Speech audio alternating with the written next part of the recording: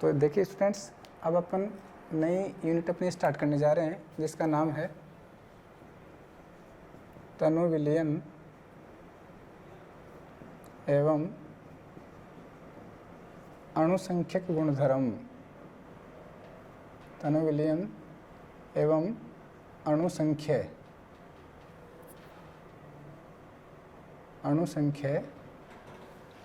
गुणधर्म। ठीक है,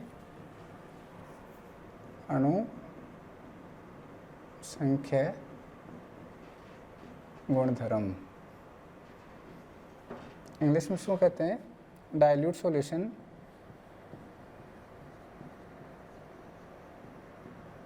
एंड कोलिगेटिव प्रॉपर्टी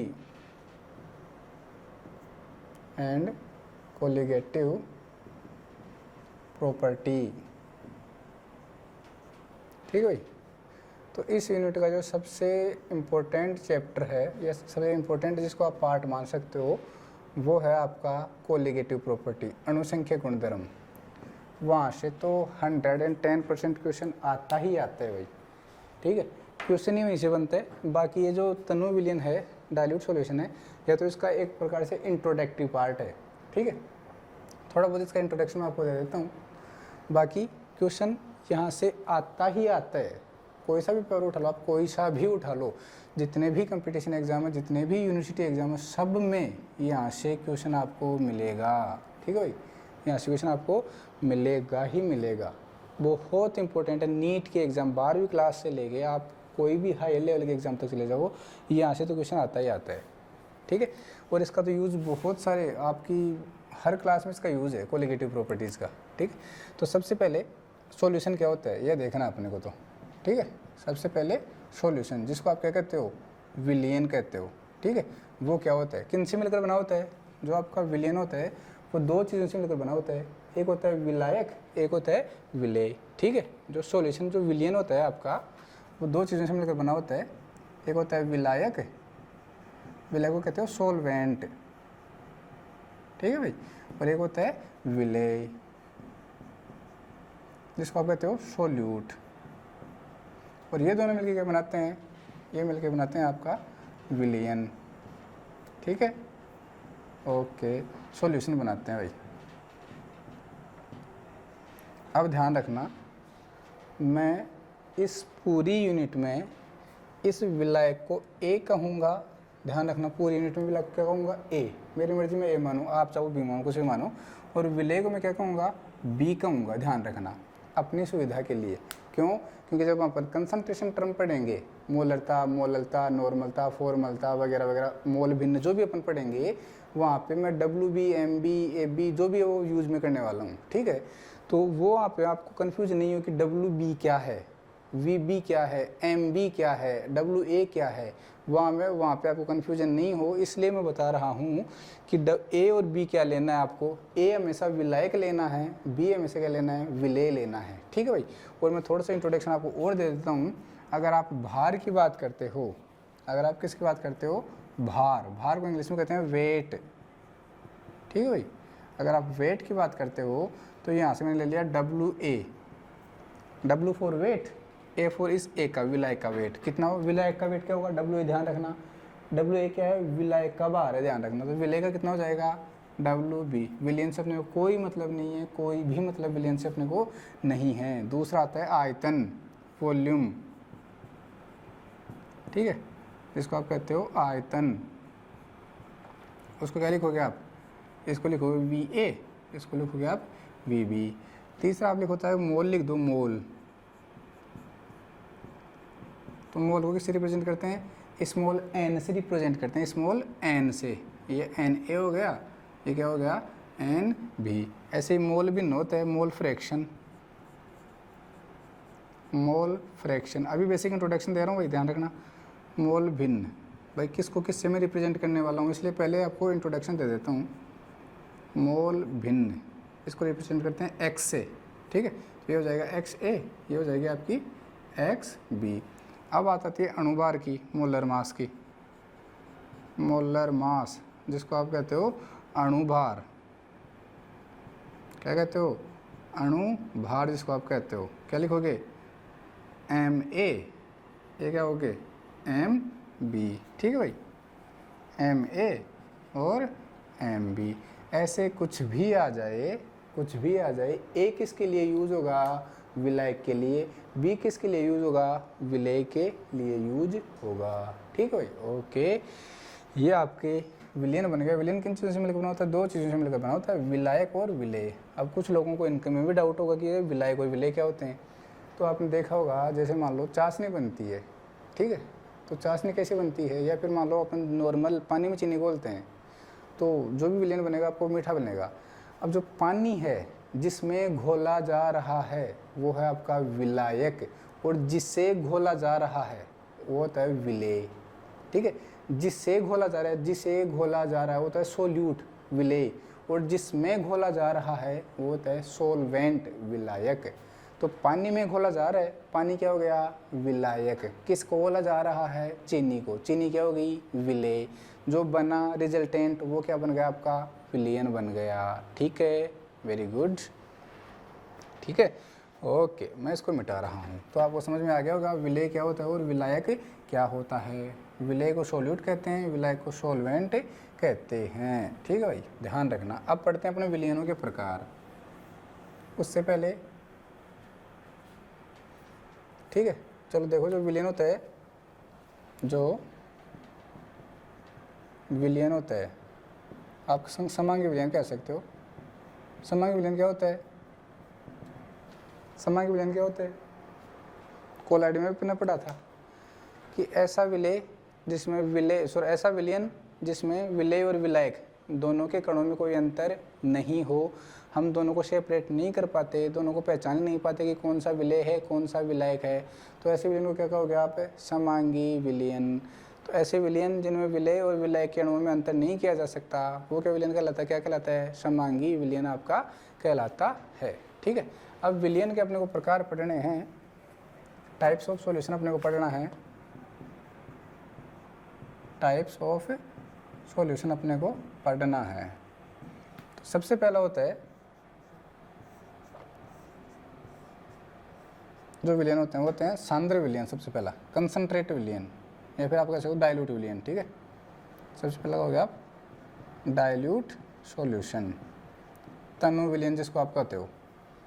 अब देखो क्या होता है, तनु विलयन का मतलब होता है, डाइल्यूट को क्या हो गया आप, तनु विलयन। सीधी सीधी बात है, आप ये कह देना जिसमें जो सोलवेंट होता है, समझते हो सोलवेंट, वो किस में होता है, एक्सिस में होता है, किसके कंपैरिजन में, सोल्यूट की कंपैरिजन में। जो विलायक होता है वो बहुत ज़्यादा होता है किससे, विलेय से, तो उस वाले सॉल्यूशन को क्या कहोगे आप, तनु विलयन कहोगे, ठीक है भाई। देखो बहुत ज़्यादा मैंने लिखा है यहाँ पे, बहुत ज़्यादा। दूसरा आता है कंसंट्रेट सॉल्यूशन, दूसरा आता है कंसंट्रेट सॉल्यूशन।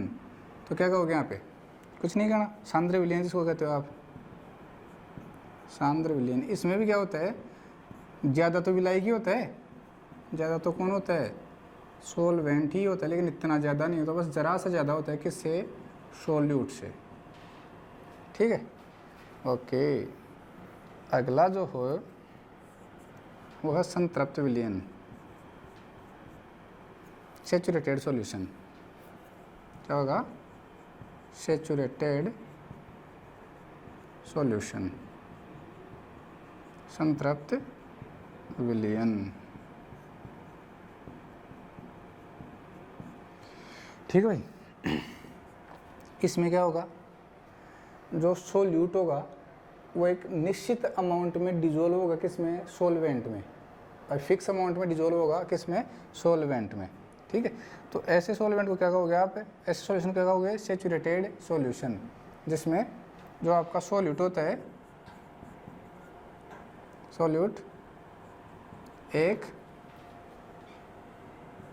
सोल्यूट की एक निश्चित मात्रा, ठीक है, एक फिक्स अमाउंट, निश्चित मात्रा सॉल्वेंट में प्रेजेंट होती है, सॉल्वेंट में क्या होती है, प्रेजेंट होती है, ध्यान रखना भाई। ऐसे सॉल्यूशन को क्या कहोगे आप, सैचुरेटेड सॉल्यूशन। और देखो और होता है super saturated solution. Super saturated solution Hindi में कहते हैं अति संतृप्त विलयन।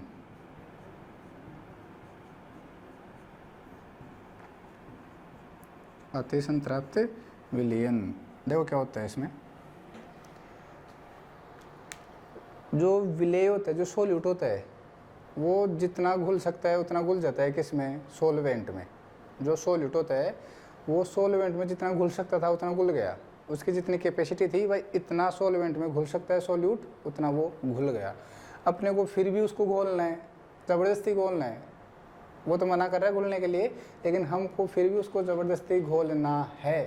तो ज़बरदस्ती घोलने के लिए आपको कुछ ना कुछ एक्सटर्नल चीज़ें चाहिए। एक्सटर्नल चीज़ों से मतलब क्या है, या तो आपको टेम्परेचर देना पड़ेगा या आपको प्रेशर देना पड़ेगा। तो इन एक्सटर्नल फैक्टर्स की मदद से आप क्या कर सकते हो, उस सोल्यूट के एक्स्ट्रा अमाउंट को उस सोलवेंट में डिजोल्व कर सकते हैं। तो उसके लिए हमें क्या करना पड़ेगा, एक्सटर्नल फोर्स अप्लाई करने पड़ेंगे, किसके ऊपर, सोलवेंट के ऊपर। ठीक है, तो ध्यान रखना, जैसे जो चीनी होती है वो नॉर्मल पानी में आप जितना घोल सकते हो वो घुल जाती है।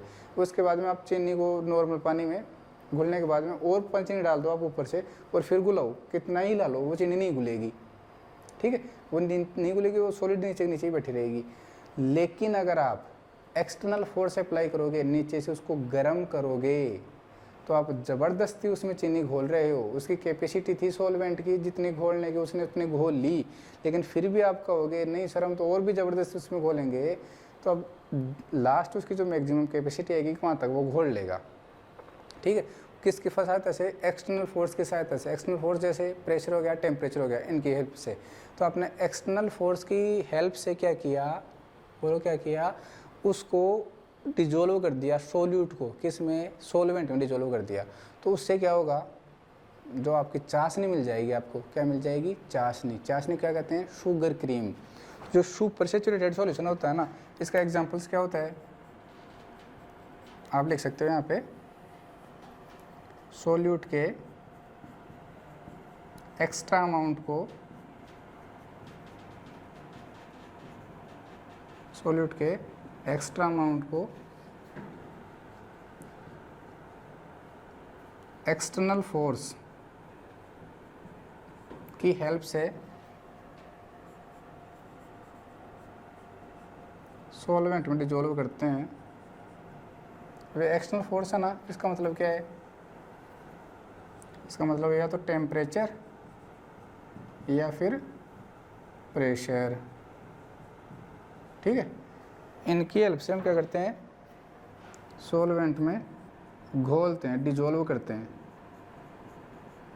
ठीक है, एग्जांपल्स क्या लिखोगे, इसका एग्जांपल होगा शुगर क्रीम। क्या होता है, शुगर क्रीम, जिसको आप चाशनी कहते हो। चाशनी को इंग्लिश में क्या कहते हैं, शुगर क्रीम कहते हैं। तो इसका best example, super saturated solution का एग्जांपल क्या है, चाशनी। ठीक है भाई, ओके। ये तो जनरल इंट्रोडक्शन था, अपना कोई काम का नहीं है। अब अपन जो मेन टॉपिक है अपना वो है सांद्रता। ठीक है, मेन टर्म क्या है, सांद्रता, कंसंट्रेशन। फटाफट मैं आपको इसको एक्सप्लेन कर देता हूँ। सांद्रता, ठीक है भाई, कंसंट्रेशन, कंसंट्रेशन समझो। जो आपका सॉल्यूशन होता है ना, सॉल्यूशन, उस सॉल्यूशन में जो सोल्यूट की अमाउंट होती है वो कितनी होती है, उसको कैलकुलेट करना ही क्या कहलाता है, आपका कंसंट्रेशन कहलाता है। सॉल्यूशन में सोल्यूट की अमाउंट को अगर अपन कैलकुलेट कर लेते हैं, मेजर कर लेते हैं, तो वही क्या कहलाएगा, आपका कंसंट्रेशन कहलाएगा। ठीक है, तो अब अपने को पढ़नी है कंसंट्रेशन टर्म्स, सांद्रता कंसंट्रेशन टर्म्स। ठीक है, हमें क्या पढ़ना है, हमें पढ़ना है कंसंट्रेशन टर्म्स। मतलब जो कंसंट्रेशन है उसको डिफाइन करने के लिए कुछ टर्म्स डिफाइन की गई है। फटाफट मैं उनका और भी आपको दे देता हूँ। सबसे पहले आपने पढ़ रखा होगा मोलेरिटी, जिसको आप मोलरता कहते हो, ठीक है भाई, ओके। दूसरा आपने पढ़ रखा होगा मोलेलिटी, गौर करना दोनों के ऊपर, ये मोलेरिटी है, ये मोलेलिटी है, इसको कहते हैं मोललता, ऊपर वाली थी मोलरता, ये कौन है, मोललता। तीसरी है नॉर्मेलिटी, तीसरी कौन सी है, नॉर्मेलिटी, नॉर्मलता। चौथी कौन सी है, फॉर्मेलिटी, करते हो ना आप फॉर्मेलिटी, फॉर्मेलिटी कर रहे हो, वो वाली फॉर्मेलिटी जिसको कहते हो फॉर्मलता, ठीक है भाई, ओके वेरी गुड। पांचवा है मोल फ्रैक्शन, नाम सुना था थोड़ी देर पहले, हाँ मोल भिन्न, ठीक है, मोल भिन्न। छठा आपका आएगा वेट परसेंटेज, वेट परसेंटेज, इसको आप कहोगे भार मात्रक। अगला आपके पास आएगा सातवां वॉल्यूम परसेंटेज, आयतन मात्रक, बिल्कुल इजी है, कुछ नहीं है इनमें, आयतन मात्रक। और आठवां आपका आएगा weight volume percentage, weight volume percentage, भार आयतन मात्रक, ठीक है भाई, ओके।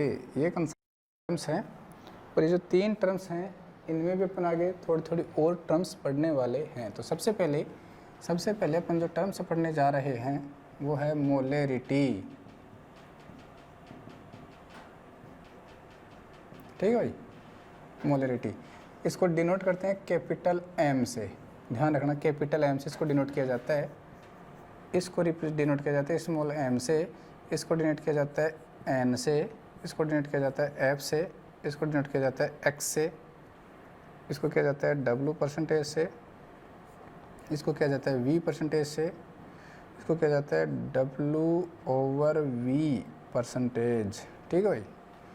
देख लेना किसको किसे डिनोट किया जाता है। तो ये मोलरता होती है, ये सुनना क्या होती है। एक चीज़ और ध्यान रखना, जो भार पे डिपेंड करती है ना कंसंट्रेशन टर्म्स, जो भार पे डिपेंड करती है, जिनमें अपन वेट यूज़ करते हैं, जिनमें अपन आयतन यूज़ नहीं करते, वो उनकी बात करते हैं। तो जो भार पे डिपेंड करती है वो ताप पर निर्भर नहीं करती, टेम्परेचर इंडिपेंडेंट होती है। जैसे मोललता होती है ना, मोललता, मोलेलिटी, ये टेम्परेचर इंडिपेंडेंट होती है, और जो मोल फ्रैक्शन होता है ये टेम्परेचर डिपेंडेंट होता है। अभी बताऊँगा क्या होता है। तो मोलेलिटी जो होगी उसमें कोई भी कंसंट्रेशन की जो टर्म है उसमें सारे वेट की टर्म आएंगी, भार की टर्म्स आएंगी, ठीक है। विलेय का भार, विलियन का भार जो भी है उसमें भारी भार आएगा, भार का मतलब ग्राम में मात्रा, ठीक है। तो वहाँ पे क्या होगा, जो भार होता है वो ताप से अप्रभावित होता है। अरे 5 किलो है, आपने उसको गर्म किया तो ऐसा थोड़ी है कि वो 4 किलो हो जाएगा, 6 किलो हो जाएगा, कोई फर्क उसके ऊपर नहीं पड़ेगा, ठीक है। जो भार वाले जो टर्म है उनको आप उनके ऊपर ताप कोई प्रभाव नहीं पड़ता। तो जिस भी कंसंट्रेशन टर्म में वेट की टर्म आएगी, पूरी टर्म किसकी आ जाएगी, वेट की, तो वो टेम्परेचर से अनअफेक्टेड रहेगी, ताप का उनके ऊपर कोई प्रभाव नहीं पड़ेगा। कई यूनिवर्सिटी के एंट्रेंस एग्जाम में पूछा गया है कि निम्न में से कौन सी सांद्रता की जो विधि है, कौन सी सांद्रता कंसंट्रेशन की जो टर्म है वो टेम्परेचर इंडिपेंडेंट है, कौन सी कंसंट्रेशन टर्म टेम्परेचर इंडिपेंडेंट है। तो ध्यान रखना, मोलेलिटी जो कंसंट्रेशन टर्म है वो कैसी है, टेम्परेचर इंडिपेंडेंट, क्योंकि जो मोलेलिटी है उसमें सारी टर्म्स किस में आएगी, वेट में आएगी, और वेट क्या होता है, टेम्परेचर इंडिपेंडेंट होता है। लेकिन जो वॉल्यूम होती है, वॉल्यूम आयतन, वो जैसे आप टेम्परेचर दोगे, वॉल्यूम जो गैस है या फिर जो लिक्विड है वो थोड़ा वेपराइज हो जाएगा या फिर गैस एक्सपेंड हो जाएगी, तो वॉल्यूम क्या हो जाएगी, बढ़ जाएगी या फिर घट जाएगी, कुछ भी होगा, लेकिन वॉल्यूम में चेंजेस आएंगे। तो जो जिस भी कंसंट्रेशन टर्म्स में वॉल्यूम काउंट हो रही होगी तो वो टेम्परेचर क्या हो जाएगी, डिपेंडेंट हो जाएगी। याद रखना, वो टेम्परेचर डिपेंडेंट हो जाएगी। ओके, सबसे पहला मोलरिटी समझो क्या होती है। ये कहते हैं कि 1 लीटर विलयन में घुले हुए विलय के मोलों की संख्या, पहले हिंदी में बोल रहा हूँ, 1 लीटर विलयन में घुले हुए विलय के मोलों की संख्या को उस विलयन की क्या कहते हैं, मोलरता कहते हैं। फिर से रिपीट कर रहा हूँ एक बार हिंदी में और, 1 लीटर विलयन में घुले हुए विलय के मोलों की संख्या उस विलयन की क्या कहलाती है, मोलरता कहलाती है। ठीक है, तो the number of moles of solute which are present in 1 litre of solution are called molarity of the solution. फिर से रिपीट कर रहा हूँ, number of moles of solute which are present in 1 litre of solution are called molarity of solution. समझ में आ गया।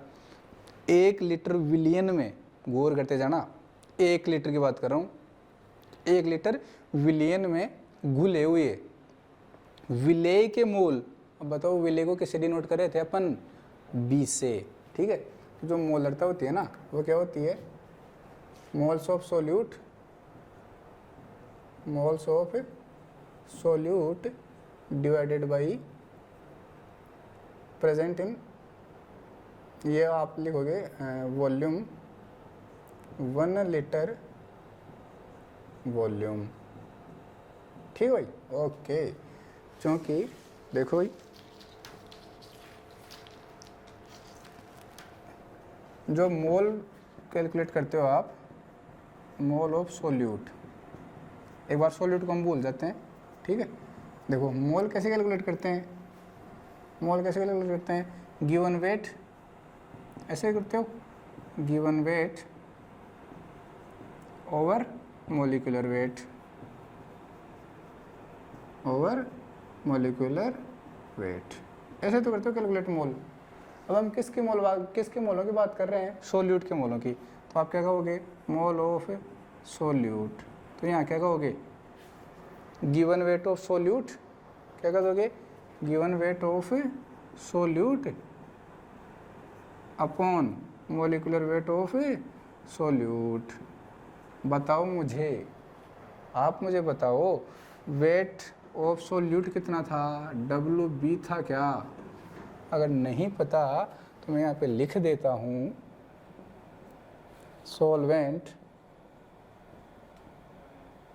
जिसको A कह रहे हैं प्लस सोल्यूट जिसको B कह रहे हैं, क्या बनाएगा, सॉल्यूशन बनाएगा। हम कह रहे हैं सोल्यूट के मोल, सॉरी सोल्यूट का वेट, वेट को W से रिप्रेजेंट कर रहे थे और सोल्यूट क्या है B, तो क्या हो गया WB, और मोलिकुलर वेट को MB लिख रहे थे, क्या M कह रहे थे, लेकिन किसके लिए, सोल्यूट के लिए क्या कहोगे, MB। तो आप कह दोगे जो NB होगा मोल ऑफ सोल्यूट वो क्या आएगा, WB ओवर MB। बोलो, इस फॉर्मूले को आप ऐसे भी लिख सकते हो क्या, mole of solute NB over V, volume किसकी, सॉल्यूशन की, किस में आएगी, ये आएगी आपकी लीटर में। ठीक है भाई, ओके। तो वैल्यू पुट कर दो वहाँ पे। तो जो कैपिटल M है, मोलरिटी है, वो किसके इक्वल आएगी, गिवन वेट, देखो NB की वैल्यू क्या आएगी, WB over MB into 1 upon V, litre लिख सकते हैं क्या अपन, जो वॉल्यूम है वो किस में आएगी, लीटर में। तब तो आपको ये वाला फॉर्मूला यूज़ करना है, ध्यान रखना। If volume is in millilitre ml, ठीक है, मिलीलीटर, देन जो आपको फॉर्मूला बनेगा, molarity is equal to WB over MB into 1000। देखो भाई 1 लीटर में कितने मिलीलीटर होते हैं, 1000 मिलीलीटर होते हैं, तो 1000 को मल्टीप्लाई कर दिया अपॉन V। अब ये जो वॉल्यूम था वो किस में आ जाएगा, मिलीलीटर में आ जाएगा। ये जो फॉर्मूला हो गया ये किसका हो गया, मोलरिटी का फॉर्मूला आपका बन गया है। ठीक है भाई, तो कौन क्या है यहाँ पे लिख लो, W इज इक्वल टू क्या है,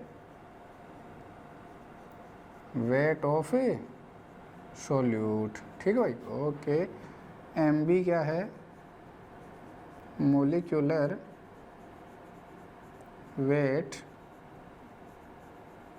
ऑफ सोल्यूट। और देखो और कौन है, VML, ये है volume of solution in ml, millilitre में। तब आपको यहाँ पे 1000 यूज़ करना है, ध्यान रखना। अगर वॉल्यूम लीटर में गिवन होती है तो आपको 1000 से मल्टीप्लाई नहीं करना, और अगर वॉल्यूम मिलीलीटर में गिवन होती है तो आपको 1000 से मल्टीप्लाई करना होता है। ये किसका फॉर्मूला, मोलेरिटी का। अब मैं फटाफट आपको किसका बता रहा हूँ, ध्यान रखना, किसका बता रहा हूँ, मोलेलिटी। ध्यान रखना, ज़्यादा नहीं बताऊँगा, ओनली आपको बेसिक इंट्रोडक्शन देना है, उसके बाद में अपने को राउल्स लॉ पढ़ना है, वो है इंपॉर्टेंट। यहाँ से कोई क्वेश्चन नहीं आता, जहाँ से आएगा वो मैं समझा रहा हूँ आपको, ठीक है। दूसरा आता मोलेलिटी, मोललता, मोललता डिनोटेड बाई स्मॉल m। यहाँ पे डेफिनेशन को अच्छे से सुनना, पहले मोलरता की बोल देता हूँ, पीछे वाले की। आपने कहा था 1 लीटर विलियन में घुले हुए विलेय के मोलों की संख्या को क्या कहते थे अपन, मोलरता कहते थे। यहाँ सुनना, 1 किलोग्राम विलायक में, ये इंपॉर्टेंट है, ध्यान रखना, 1 किलोग्राम विलायक में घुले हुए विलेय के मोलों की संख्या।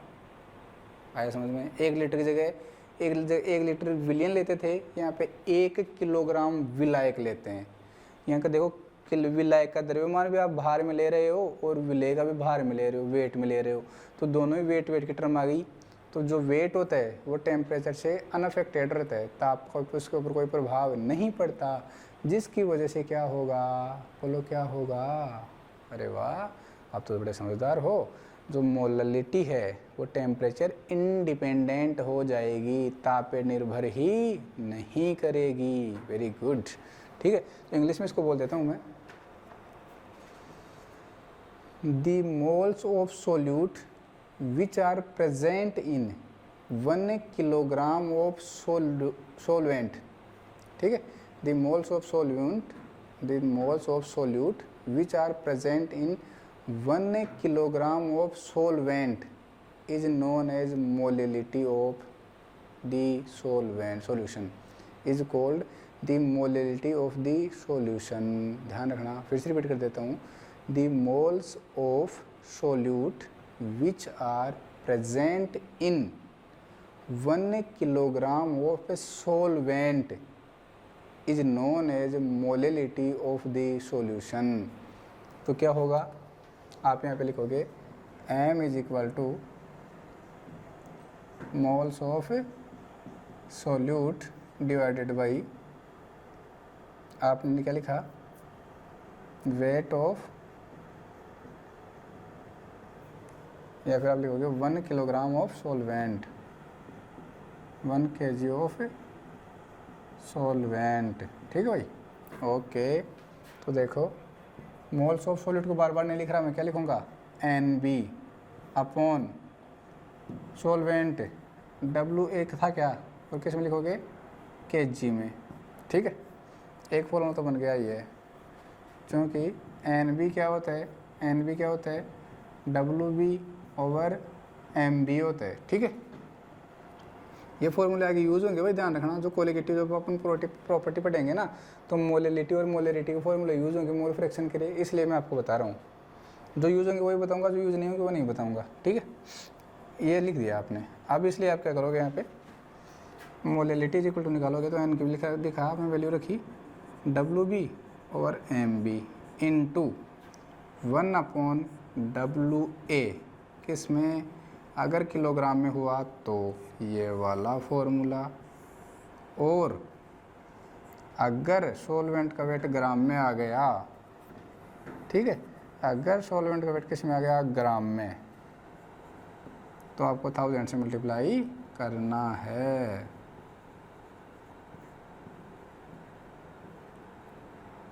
ये लो आपका बन गया फॉर्मूला नंबर 2। बस, और अच्छे से अक्षरों में डिजाइनदार नोट डालना आप।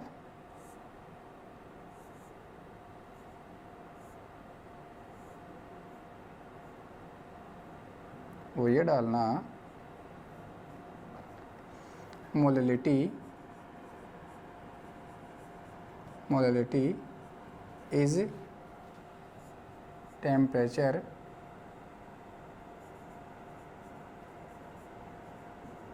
इंडिपेंडेंट।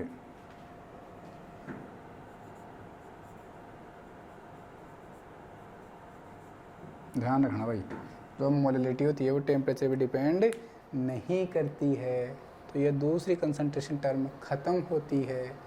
अब अपन आगे चलते हैं, और नॉर्मलिटी को पढ़ने से पहले मोल फ्रैक्शन एक बार मैं आपको समझा देता हूँ।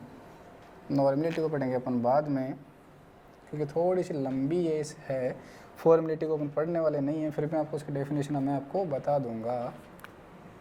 अब हम पढ़ने जा रहे हैं अपने तीसरी कंसंट्रेशन टर्म है, जिसका नाम है मोल फ्रैक्शन। क्या नाम है? Mole fraction. मोल भिन्न। ठीक है भाई, किससे रिप्रेजेंट करोगे? एक्स से। ओके, मैं इसको एक्सप्लेन कर रहा हूँ, समझा ही रहा हूँ आपको। देखो क्या है, आपने एक वेसल्स ले रखा है, उस वेसल्स में आपने 3 स्पीसीज डाल रखी है। ए है, बी है, सी है। ठीक है, ओके, वेरी गुड। ए है, बी है, सी है। कौन है? ए है, बी है, सी है। ए के जो मोल हैं वो हैं Na, बी की जो मोल हैं वो है Nb, और सी के जो मोल हैं वो क्या हैं? Nc। ठीक है, ये आपने डाल रखे हैं अंदर। अब क्या हो रहा है? देखो क्या हो रहा है। आप तो ये देखो, ये जो सॉल्यूशन है, ठीक है, आपको पता है कि ए के मोल कितने हैं? इसके मोल हैं Na, बी के मोल कितने हैं? Nb, सी के मोल कितने हैं? Nc। अगर नहीं देगा तो हम निकाल लेंगे, बस हमें बस ये दे दे कि कितने ग्राम कौन उपस्थित है। मोलिकुलर वेट हम खुद पता होगा, और अगर वो अमाउंट में दे दे तो हम क्या निकाल सकते हैं? उनके मोल हम निकाल सकते हैं। तो जो टोटल सॉल्यूशन है, ये आप समझो कि 3 लोगों ने मिलकर पार्टनरशिप से कोई आपका काम स्टार्ट किया। ठीक है, अब तीनों ने अलग अलग पैसे लगाए, तो टोटल जो पैसे लगे उनमें से किसी एक का परसेंटेज कितना होगा, फिर उसमें से दूसरे का परसेंटेज कितना होगा, और तीसरे का परसेंटेज कितना होगा। बस वही तो होता है। ठीक है, तो ये सॉल्यूशन था। इसमें 3 आपके पास क्या थे? ये अवयवी पार्टिकल्स थे, जिसको आप कहते हो 3 लोग थे। तो सबसे पहले मेरे को मोल फ्रैक्शन कैलकुलेट करना किसका? एक का, XA। ठीक है ना, तो हम क्या करेंगे, जिसका मोल फ्रैक्शन कैलकुलेट करना होता है उसके मोल लिखते हैं, ध्यान रखना। Na over total mole. Total mole क्या क्या है? Na plus Nb plus Nc। लिख दिया। ये क्या आ गया आपका? मोल फ्रैक्शन ऑफ A आ गया। अगर आपको mole fraction of B calculate करना है कि B का कितना पोर्शन है, तो आप क्या लिखोगे? Nb over Na plus Nb plus का Nc। ठीक है, very good.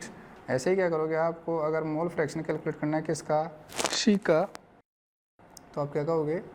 Nc over Na plus का Nb प्लस का Nc। ये आपके हो गए मोल फ्रैक्शन। अभी फर्स्ट डे में क्वेश्चन था कि आपके पास एक सॉल्यूशन है जिसमें 3 पार्टिकल्स हैं, जिनके जो मोल फ्रैक्शन हैं वो डिफरेंट हैं।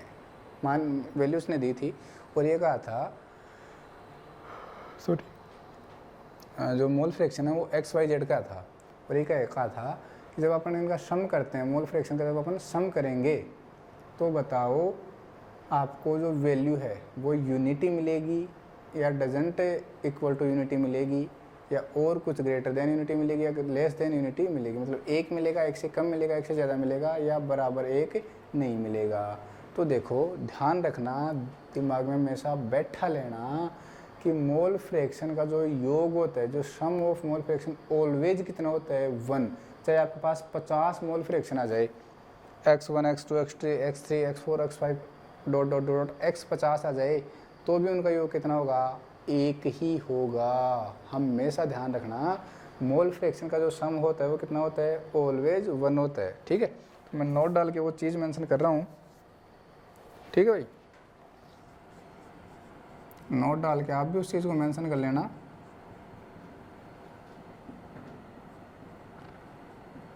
सम of mole fraction is always 1, ध्यान रखना, इज ऑलवेज 1। चाहो तो लिख सकते हो यूनिटी, ध्यान रखना। दैट मीन्स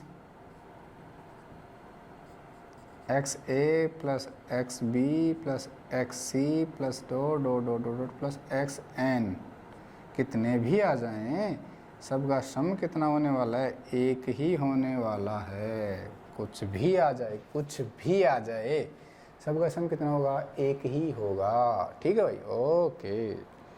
तो ये जो कंसंट्रेशन टर्म्स आ रही है, इसमें सब कुछ क्या आ रहा है, सॉल्यूशंस की टर्म आ रही है। तो ये भी टेम्परेचर डिपेंडेंट है या नहीं है, तो ये टेम्परेचर डिपेंडेंट होती है। अब अपन पढ़ने जा रहे हैं फॉर्मेलिटी। एक बार डेफिनेशन बता देता हूँ मैं, फॉर्मेलिटी की डेफिनेशन एक बार मैं आपको बता देता हूँ। ठीक है, फॉर्मेलिटी की डेफिनेशन मैं आपको बता रहा हूँ बस। फिर फॉर्मेलिटी, फॉर्मूला वार्मूला कुछ नहीं इसका, आपको तो ओनली डेफिनेशन याद रखनी है। ठीक है ना।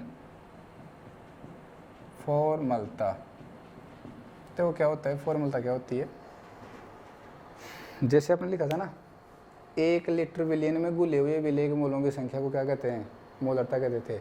वैसे आप कह दोगे 1 लीटर विलियन में घुले हुए विलेय के ग्राम सूत्रभारों की संख्या, ग्राम फॉर्मूला मास, ग्राम सूत्रभार, यहाँ पे फॉर्मूला आ रही है ना, तो ग्राम सूत्रभार, ग्राम फॉर्मूला मास। ठीक है, 1 लीटर विलियन में घुले हुए विलेय के ग्राम सूत्रभारों की संख्या क्या कहलाती है, फॉर्मूलता कहलाती है। ठीक है, तो the amount of gram formula mass, English में रिपीट कर रहा हूँ, the amount of gram formula mass of solute which is present in 1 liter of solution is called formality of the solution।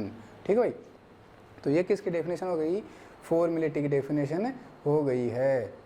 इसके बाद में बस ये फॉर्मेलिटी आपको डेफिनेशन याद रखनी है। ठीक है, तो देखिए स्टूडेंट्स, अपन सांद्रता की टर्म्स पढ़ रहे थे, कंसंट्रेशन टर्म्स पढ़ रहे थे, जिनमें से अपने फॉर्मेलिटी की डेफिनेशन पढ़ ली थी। ठीक है, फॉर्मेलिटी की डेफिनेशन पढ़ ली थी। अब देखो जो अपनी अगली कंसंट्रेशन टर्म है वो है नॉर्मेलिटी। कौन सी है, नॉर्मेलिटी। ठीक है भाई, नॉर्मेलिटी क्या बोलते हैं इसको आप, हम इसको बोलते हैं नॉर्मलता, रिप्रेजेंटेड बाई कैपिटल N से इसको हम क्या करते हैं, रिप्रेजेंट अपन करते हैं। देखो भाई, आप इधर और देख सकते हो, थोड़ा ऐड और कर सकते हो। एक होती है ppm और एक होती है ppb। केवल आपको नाम याद रखना है, रखो तो रख लेना, नहीं तो वो भी मत रखना, फटाफट समझो ये नॉर्मेलिटी क्या होती है। ठीक है, तो जो नॉर्मेलिटी होती है उसकी डेफिनेशन बोल रहा हूँ, 1 लीटर विलियन में घुले हुए विलेय के ग्राम तुल्यांकों की संख्या को क्या कहते हैं, उस विलियन की नॉर्मलता। फिर से रिपीट कर रहा हूँ, 1 लीटर विलियन में घुले हुए विलेय के ग्राम तुल्यांकों, उसको अंडरलाइन करना, की संख्या को क्या कहते हैं, नॉर्मलता अपन कहते हैं। इंग्लिश में इसको रिपीट करता हूँ, the number of gram equivalent of solute which are present in 1 litre of solution called normality of the solution. ठीक है, the number of gram equivalent of the solute which are present in 1 litre of solution are called normality of the solution. तो हम ये कह सकते हैं कि जो नॉर्मेलिटी होती है वो क्या होती है, number of gram equivalent of solute divided by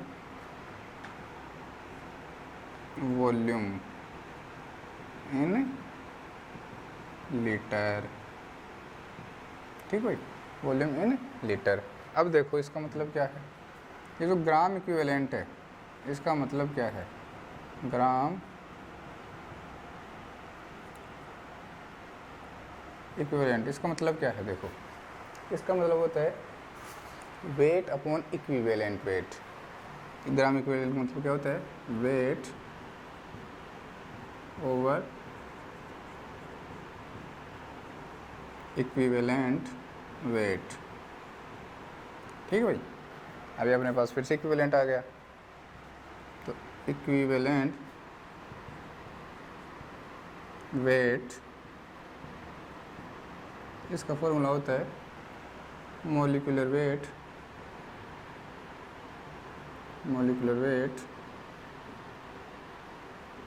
over valency factor. बस अपना काम खत्म हो गया।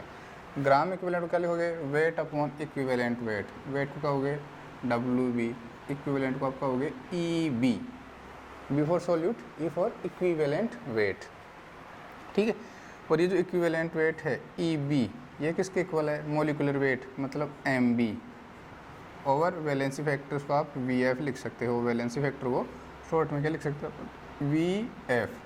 अभी समझाऊंगा इसका मतलब क्या है, वैल्यू पुट करते जाओ। N is equal to number of gram equivalent of solute. Gram equivalent of solute कैसे कैलकुलेट करोगे, weight of solute over equivalent weight of solute. तो आपने लिखा WB ओवर EB। ठीक है भाई, WB over EB into 1 over V volume, किस में, लीटर में। ठीक है भाई, ओके आगे चलते। क्योंकि जो EB है वो किसके इक्वल है, EB किसके इक्वल है, EB इक्वल है molecular weight over valency factor, molecular weight over valency factor. तो अब आप क्या करोगे, EB की वैल्यू को यहाँ पे चिपका दोगे। तो फॉर्मूला क्या आएगा, N is equal to WB over MB into देखो ये VF है, यहाँ पे MB हो जाएगा नीचे, तो और नीचे क्या आ जाएगा VF, तो VF कहाँ चला जाएगा, ऊपर चला जाएगा, इंटू VF ओवर वॉल्यूम, और वो किस में, लीटर में। एक फॉर्मूला तो बन गया इसका ये, और दूसरा इसका जो फॉर्मूला होता है वो होता है, देखो भाई अगर वॉल्यूम को हम किस में लिख दें, मिलीलीटर में, तो 1000 से मल्टीप्लाई कर देंगे। Normality is equal to WB और MB इंटू 1000 ओवर V, अभी किस में हो गया, मिलीलीटर में, और आपका क्या है आगे, वैलेंसी फैक्टर है। बोलो समझ में आया या नहीं आया, वेरी गुड। अगर आपने देखा हो तो WB बटे MB इंटू 1000 बटे VML, ये फॉर्मूला किसका हुआ करता था, मोलेरिटी का। किसका हुआ करता था, मोलेरिटी का। तो ये जो टर्म्स आ रही है आपके पास, ये किसके इक्वल है, मोलेरिटी। ठीक है ना, तो फॉर्मूला क्या हो जाएगा, normality is equal to molarity into valency factor. ये हो जाएगा आपका फॉर्मूला, ये हो जाएगा normality is equal to molarity into valency factor. मैं इसको रफ कर रहा हूँ, ठीक है। और फिर आपको समझाता हूँ कि इसका वैलेंसी फैक्टर का मतलब क्या है, वैलेंस फैक्टर का मतलब क्या है। ठीक है, आप लिख सकते हो नॉर्मलता बराबर मोलरता गुणा संयोजी कारक। ठीक है, इसको आप कहते हो normality is equal to molarity गुणा वैलेंसी फैक्टर। कई बुक में इसको जेड से रिप्रेजेंट किया जाता है वैलेंस फैक्टर को, ठीक है। अब देखो ये वैलेंस फैक्टर क्या होता है,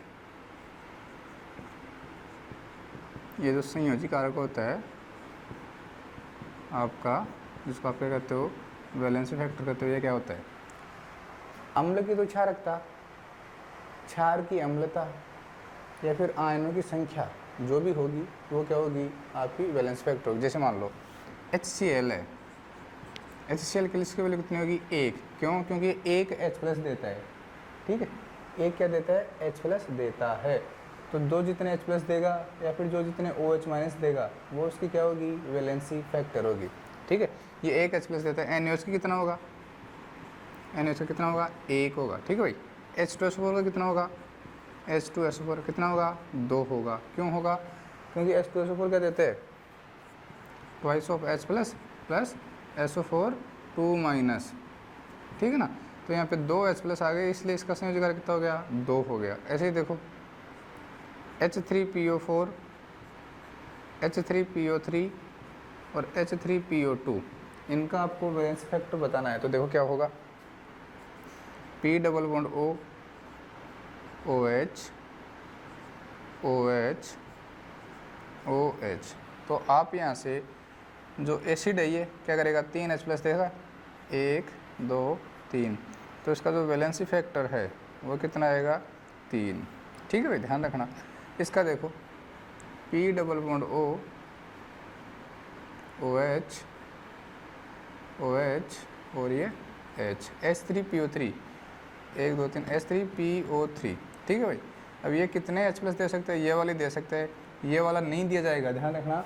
जो फॉस्फोरस से डायरेक्ट हाइड्रोजन अटैच है वो डोनेट नहीं किया जाएगा, तो इसका वैलेंस फैक्टर कितना होगा 2। H3PO2 में आ जाओ, P double bond O OH H H, valence factor कितना होगा केवल 1 होगा, और ये वाला H+ यहाँ से दिया जाएगा, ठीक है भाई, ओके। और देखो वैलेंसी फैक्टर के बारे में, और देखो आप वैलेंसी फैक्टर के बारे में, और देखो भाई मैं एग्जांपल से करवा रहा हूँ आपको वैलेंसी फैक्टर के, कि आपको डायरेक्ट कैसे पता चले वैलेंसी फैक्टर कैसे निकालते हैं। तो उसके लिए देखो आप, जैसे आपके पास एक रिएक्शन है A+3 प्लस का 2B minus will give P, ठीक है, सॉरी 3B माइनस, ये रिएक्शन है। इस रिएक्शन में आपको देखना है आयनों की संख्या, A पे कितना चार्ज है +3, उधर कोई चार्ज नहीं दिख रहा आपको, कोई बात नहीं। B पे कितना चार्ज है -1, तो 3B पे कितना होगा -3, तो इसका वैलेंसी फैक्टर कितना होने वाला है, यहाँ पे वैलेंसी फैक्टर कितना होने वाला है 3 होने वाला है, ठीक है। या तो इसको देख लो या फिर इसको देख लो, ऐसे ही देखो फिट करी होती है आपकी, फिट करी, ठीक है। पोटासियम हम जिसको बोलते हो K2SO4 Al2 SO4 का होल थ्राइस डॉट 24H2। जब हमने इसको आयंस में तोड़ा, ब्रेक किया, तो आपके पास आया 2K plus SO4 2- 2Al plus 3 SO4 2-। तो या तो आप केटायन का चार्ज ऐड कर लो या फिर आप एनायन का चार्ज ऐड कर लो, टोटल चार्ज।